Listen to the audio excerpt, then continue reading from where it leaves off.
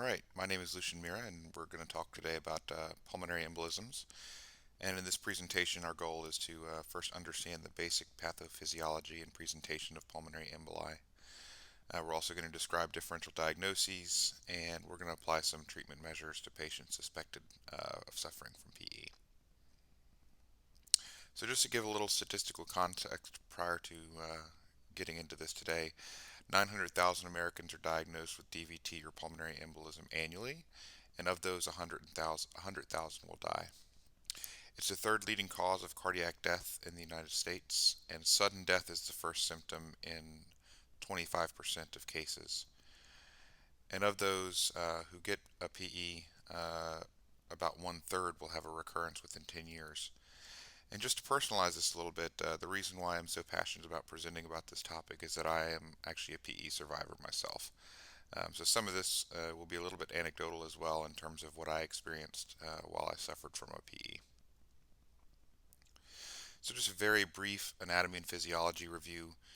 We see here the pulmonary and cardiovascular circulation, keeping in mind that in general with a PE we're talking about an obstruction of a branch, some branch of the pulmonary artery, thus inhibiting blood return back to the heart and effective gas exchange. When a pulmonary embolism occurs, generally speaking, the most common cause is a thrombus, typically a deep vein thrombosis. Oftentimes we see these form in the lower extremities. The popliteal vein is one of the most common locations for a DVT to form. The femoral vein as well is another one that we may see thrombi forming. And what happens is this thrombus eventually breaks off and travels through central circulation through the inferior vena cava, entering the heart through the right side of the heart. And as it exits the right ventricle into the pulmonary arteries, is when we see the thrombus becoming lodged in the lungs. Eventually, that thrombus is just so large that it just wedges itself within an area of the lungs. Pathophysiologically speaking, again, as we mentioned, these often result from deep vein thrombosis or DVTs. Can also be caused by a fat embolism, an amniotic embolism, or an air embolism as well, in terms of the actual causes of the embolism itself or the thrombus itself. As we also discussed, the result of that is a blockage of a branch of a pulmonary artery. And the key concern here not only is lack of blood flow to the lung, as well as lack of perfusion in the lung distal to the thrombus, but also right ventricular dysfunction. And when you think about the physiology of this, it kind of makes sense in that with a blockage in a pulmonary artery, that blood is no longer able to be pumped past the location of the thrombus. Thus, blood begins to back up, and this blood backing up backs up eventually back into the pulmonary artery, the main pulmonary arteries, and then back into the right ventricle. So one of the other main concerns then is right ventricular dysfunction, and we can see here on this echocardiogram image an enlarging of the right ventricle. This can lead to shock, specifically obstructive type shocks of patients who are unable to get blood past that thrombus. PEs are very difficult. Raja et al., this is in the Annals of Emergency Medicine, noted that no individual risk factor, patient symptom, or clinical sign can diagnose or exclude pulmonary embolism. In addition, and this is from Nancy Caroline's Emergency Care in the Streets, which is one of the preeminent EMS textbooks or paramedic textbooks out there, quoted as saying, because of its confusing presentation, pulmonary embolism is one of the most frequently misdiagnosed conditions in emergency medicine. All that to say that this is a condition which is very difficult to identify because there is no one cardinal presentation, as we'll see in the next slide. In addition, because it is pulmonary, there's so many other differentials, And because this can affect a wide range of people, including those who are otherwise healthy, or younger individuals, it can be difficult to diagnose, because oftentimes it is low on our list of differentials. So, what are some signs and symptoms? And this is from kind of a collection. I believe this article is from Australia, and this is sort of an overview of primary signs and symptoms. And as you can see, thinking about the quotes from the two articles, we can see why this is so difficult. One would think that dyspnea in a pulmonary complaint would be seen nearly all the time, but as you can see here, less than 3/4 of pulmonary embolism result in dyspnea. Again, pleuritic pain is something that is often cited as a sign or symptom of PE. Only about 2/3 of patients present with pleuritic pain. Again, I told you I'd give you a little bit of anecdotal evidence or anecdotal experience from my experience with PE. My PE resulted from lower extremity surgery, um, with a DVT in the popliteal vein. Um, Dyspnea and pleuritic pain were the only two symptoms that I had. I did not have any calf or thigh pain or swelling or anything of that nature. We also see cough on there, and now we can see where this can become difficult from a differential perspective. If you have a patient presenting with cough and wheezing, oftentimes it is not high on our differentials for the patient to have pulmonary embolism, but typically thinking something more along the lines of a asthma or a pneumonitis type thing. Orthopnea, oftentimes we associate with congestive heart failure. But then going back to the pathophysiology of this, we recall that with right ventricular dysfunction, we could make sense of having a patient with orthopnea. Hemoptysis or coughing up blood, again, very rare sign with PE. And then all these other symptoms kind of collectively, anything less than 10% of occurrence. Arrhythmias, syncope, and hoarseness can also be seen, but all of those are very rare signs or symptoms. When we assess our patient suspected of having PE, first and foremost, we want to do a thorough ABC, airway, breathing, circulation assessment. We can consider the use of the PACE mnemonic. The PACE mnemonic is similar to OPQRST that we use to assess chest pain, but this is specific to dyspnea. So PACE stands for provocation. So does anything make the breathing better or worse?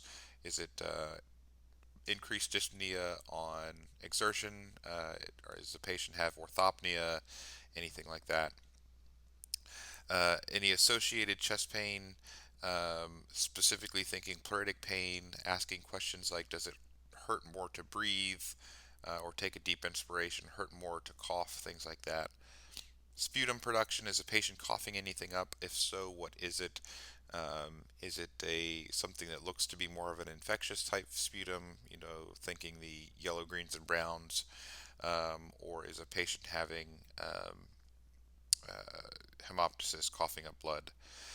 Talking, we think about a patient who we're asking the patient or examining our patient and thinking how many words can they speak. Generally speaking, on a healthy patient with healthy lungs with no dyspnea, we really should be not be noticing them breathing in between, but just like we would assess an asthmatic patient, where you may hear the phrase like 3 to 4 word dyspnea, where the patient is, and I'll demonstrate it here. I can only talk 3 words between each time having to take a breath. So that would be indicative of a patient who is having severe dyspnea, and is critically ill. And then exacerbation, again, is anything making that breathing worse. So again, exacerbation on exertion, things like that. History may be the most significant factor when we're examining a patient we suspect of possibly having PE, and that's because PEs typically, although you could get something spontaneous without a history, but typically we think of a patient that has a very specific history or several different history items that would lead us to suspect pulmonary embolism. So some of those history items that we really want to be concerned about and really want to kind of key on things like immobility, specifically of the lower extremities. So any of your patients who have had lower extremity surgery, specifically, so thinking orthopedic trauma, knee replacement type surgeries. Of course, in the hospital, one of our big focuses is on PE prevention. Um, but also be thinking about these patients weeks after having that hospitalization for surgery, and they're still immobile. They're at home. They no longer have the DVT prophylaxis going on.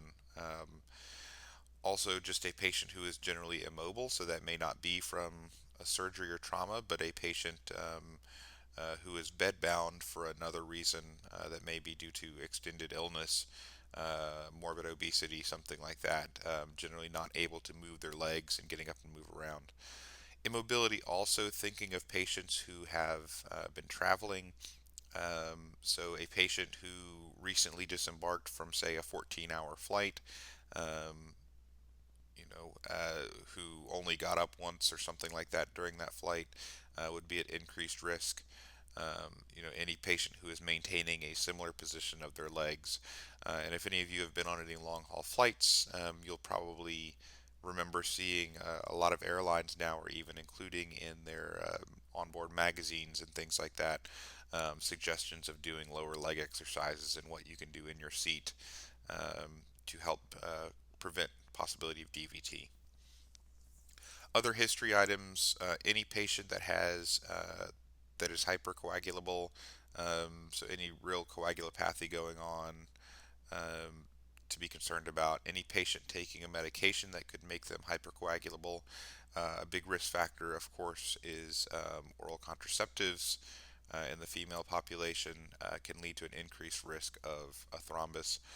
Smoking is an increased risk, and malignancies are also increased risk. We'll talk in just a moment about Wells criteria, which is a specific grading scale, which may be helpful in determining, kind of putting some quantitative numbers on it. And we'll also talk about end tidal and EKG changes in just a moment. And the last bullet point we have on here, the spidey sense. I use this a lot in my personal practice. Um, it's just that gut feeling that you get. You have a younger, and oftentimes that's this younger patient presenting with otherwise clear breath sounds, but having dyspnea, who has something in their history that kind of clues you off, and it's just your gut feeling that feeling in your head saying, I think this patient might have a PE. And when you get that feeling, you should trust it and go with that and really investigate and go down that whole rabbit hole of, is this a pulmonary embolism?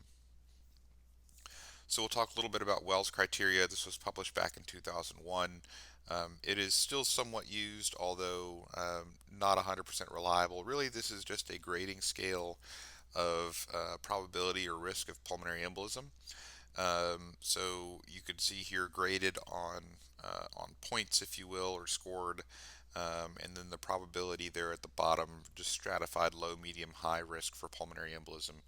Highest score items being signs of DVT, so thinking about things like a swollen or painful lower extremity, swelling, warmth in the extremity, something like that.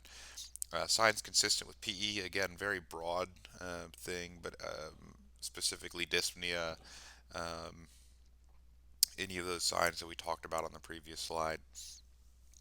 Heart rate above 100 has a score of 1.5. Typically, these patients do present tachycardic. Obviously, tachycardia does not give us the whole picture because there's a myriad of conditions that can cause tachycardias. Um, Again, here we go with the history: operation, immobilization, or bed rest in the last 4 weeks. Um, when we talked about statistical context at the very beginning, we noted that 1/3 of patients that have DVT or PE will have another one within 10 years. So it is something that once you've had one, you are at risk for having another. So that is included here. Hemoptysis, though, despite the fact that hemoptysis occurs in less than 15% of patients, is still listed on here. And then, as we talked about again previously, that malignancy, any active cancers, increased risk for your to have a PE. As we can see here, a score of less than 2 is considered low risk.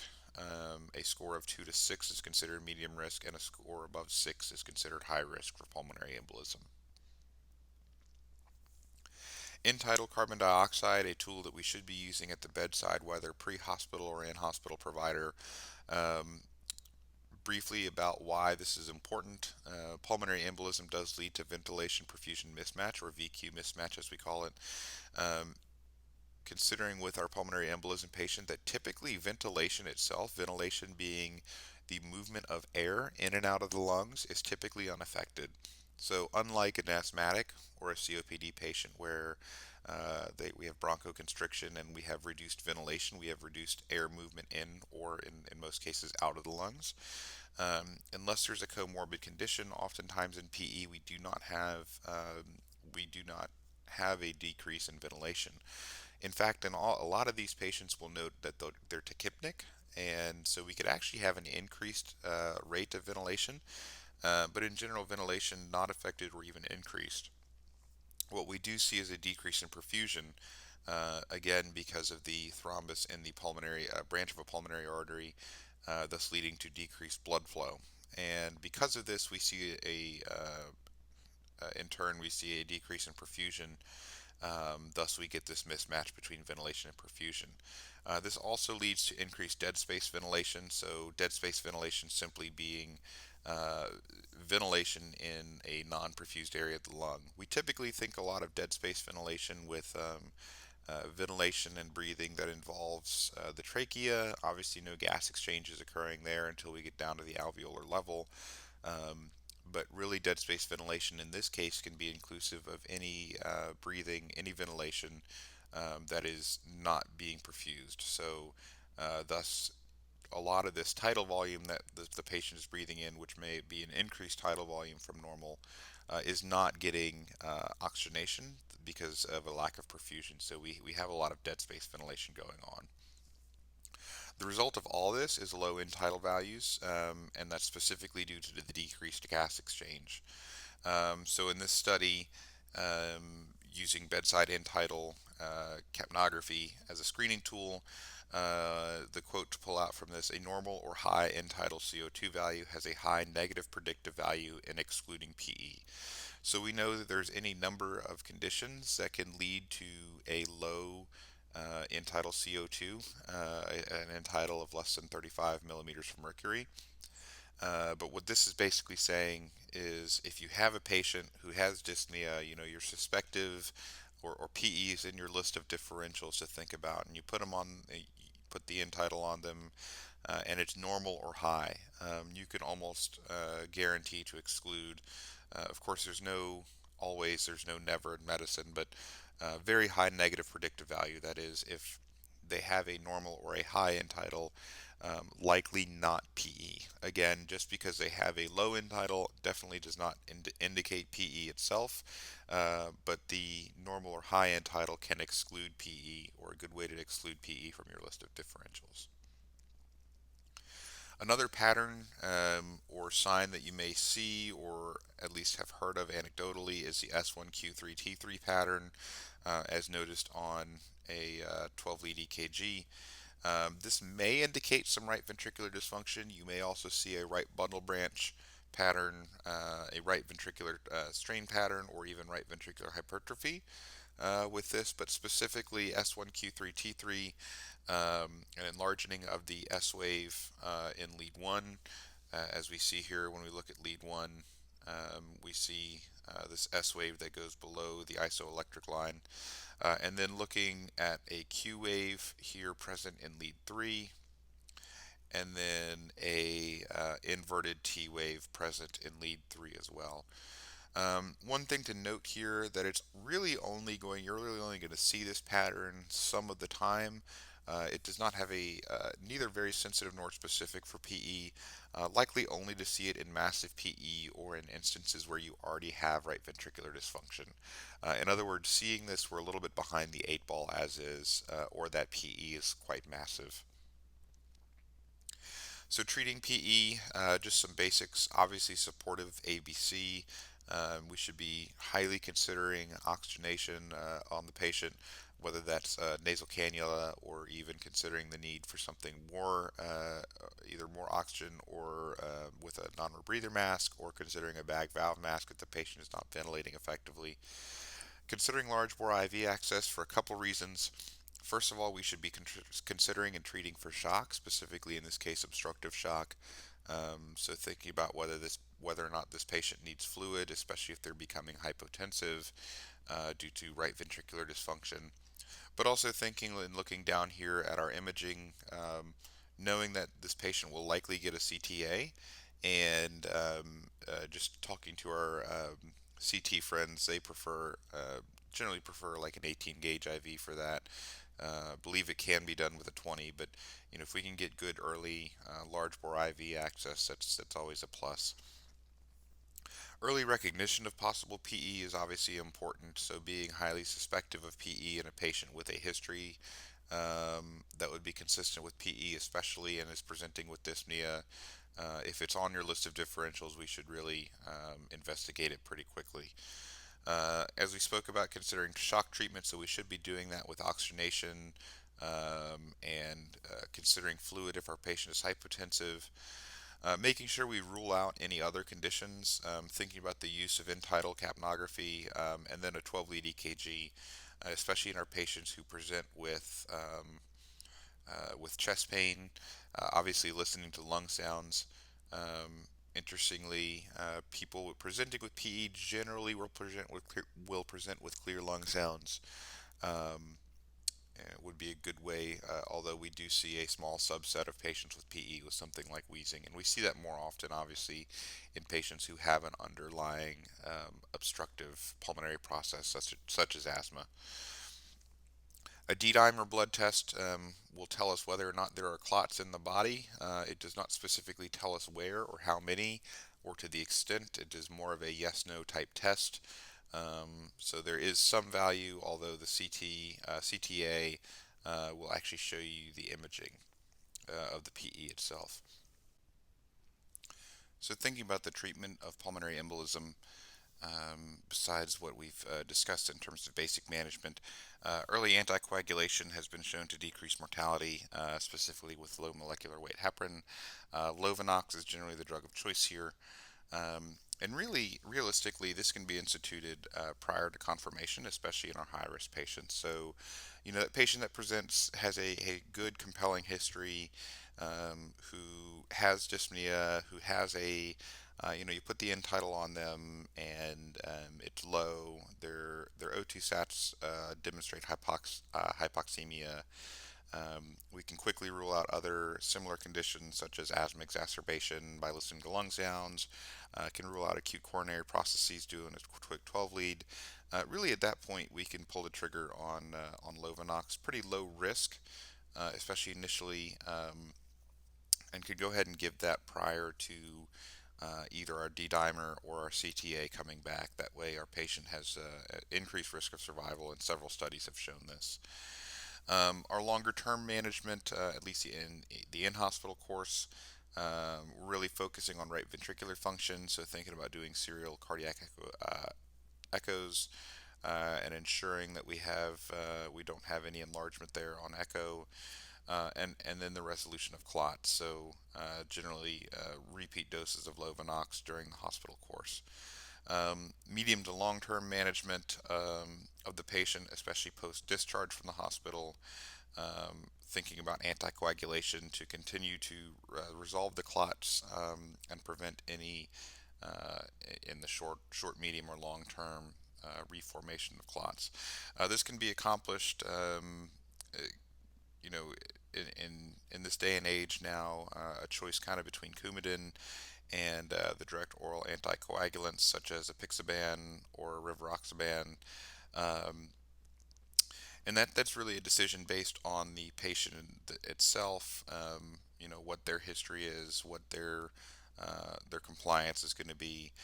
Obviously, Coumadin has some restrictions in terms of needing regular monitoring, regular blood tests, and has some dietary restrictions, but does have a reversal versus most of the DOACs, which are do not require routine blood monitoring or have dietary restrictions, but as of now do not have any reversal agents. So generally, a conversation between the patient's physician and the patient to what is best for them.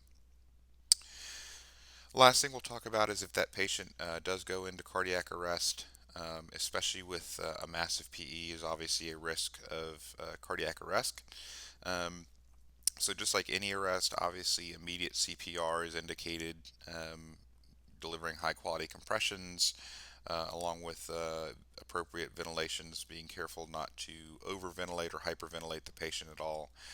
Um, Obviously want to get the monitor on them as soon as possible, and analyze that rhythm, recognizing that generally speaking that the presenting rhythm in pulmonary embolism is generally going to be a PEA or pulseless electrical activity.